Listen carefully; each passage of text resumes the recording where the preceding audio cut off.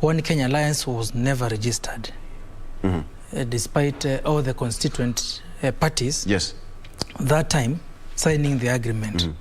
But Azimio, la Umoja One Kenya Coalition Party, was registered. Yes.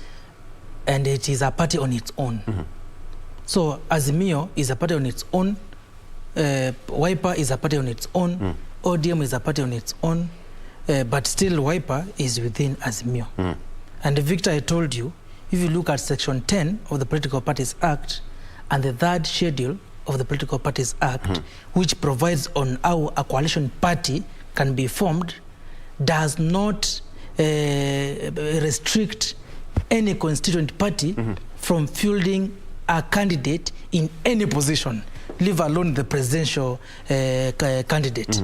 So Wiper has all the rights, and any other party within Azimio, they have the right to field a candidate in whatever position.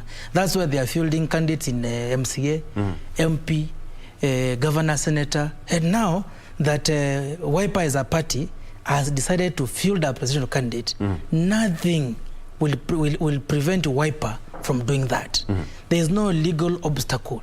That's why I really disagree with the Registrar of Political Parties, who is my senior, and I respect her very much. But she should not be misadvising and directing and trying to direct IBC on what to do.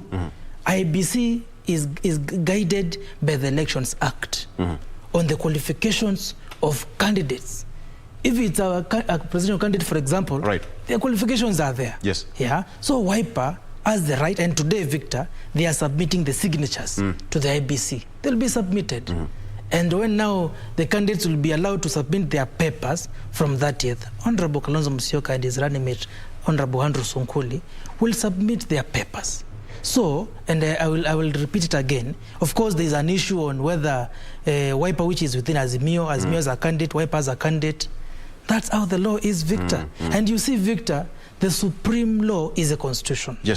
And if you look at Article 38 of the Constitution on the political rights, nobody should be denied their political rights by unreasonable restrictions.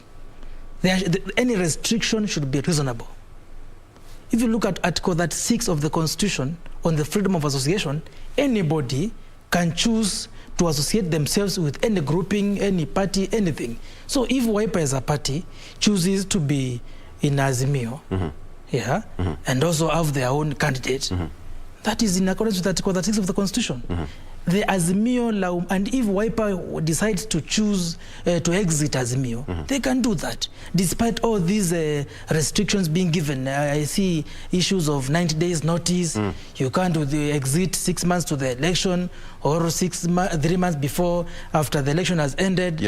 Those are unreasonable restrictions, which are meant to streamline political parties and coalitions. But any restriction, Victor, must be reasonable.